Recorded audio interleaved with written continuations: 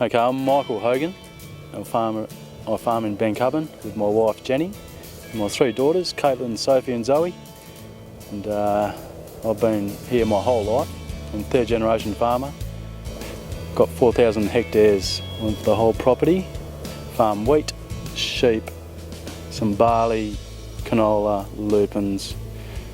The average rainfall for this area is 300 millimetres. Some years we get that, some years we don't, like this year. I went into sandalwoods because on this country I can't get any productivity out of cropping. Bob Huxley was the main, I guess he was my peer mentor, and he taught me into trying a few hectares, and I've gone from a few to quite a few now. So if I wanted 10% of my farm planted to trees, 4,000 hectares, so 400 hectares of trees would cost me around about $400,000. It's out of any farmer's budget, I believe. So the grants through the Wheatbelt NRM are critical to getting trees planted, because basically without the grants you wouldn't do for a start.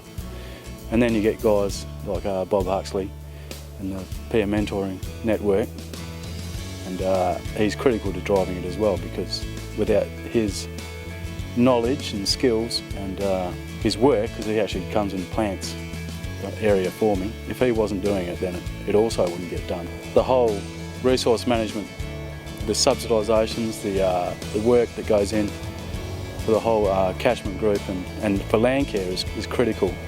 So I guess the government's got to take a fair bit of kudos for that, for getting it out there, but then the farmers have to do the work on the ground.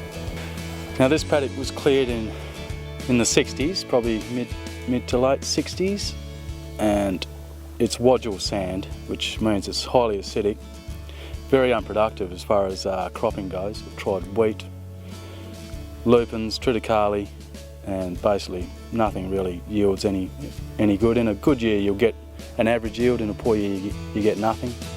You just can't get a return from cropping it.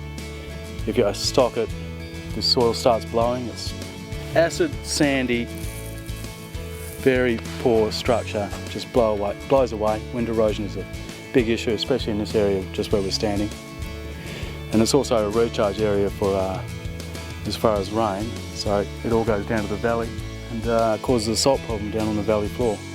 So to stop recharge, the trees would collect the water on the way down the hill and use it for their growth, so that should help fix that problem as well. This is a 150 hectare paddock, and there's 70 hectares of wodjil light poor sand that I'm planting back 2 trees and sandalwoods. Started in 2007 when Bob got me on with 5 hectares of host trees, and then the next year I did 10, and then the next year I did 20, and this year I'm doing about another 15. So out of a 70 hectare piece we're planting approximately 50 hectares to trees. The trees will have a large effect on the wind erosion, obviously, because it needs cover to stop, and the trees grow a lot higher than the crop does. So basically the trees should get on top of the wind erosion by themselves. So I mean, on a country like this, I've got this tree behind me is 3 years old, the host tree, and this sandalwood here, 2 years old, and it's already fruiting.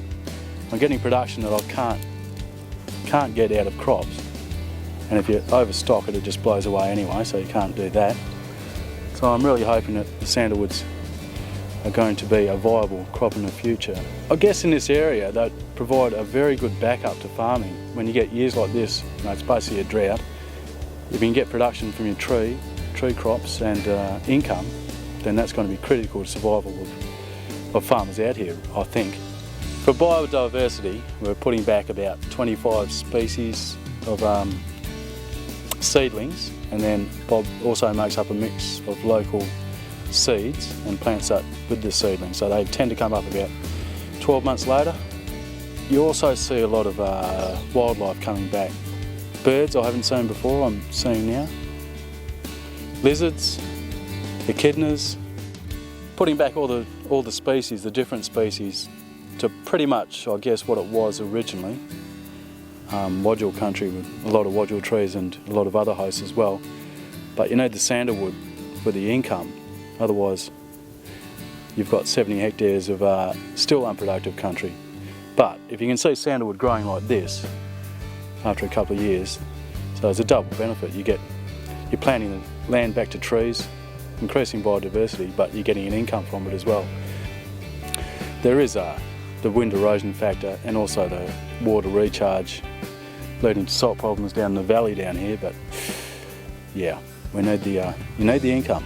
I guess further down the track, with the sandalwood, hoping for a sandalwood industry to start in this area, there's plenty of land suitable for sandalwood production. So maybe in 10 years' time we'll have a sandalwood factory, and you've got the nuts are a saleable item straight away. Well, a lot of farmers start getting together, getting a group structure sort of organised, then this could lead to long-term. Well, it's not just productivity increases; it's income coming into the whole community, probably jobs and families in the future as well. So we're hoping further down the track it leads to another industry that this area can support.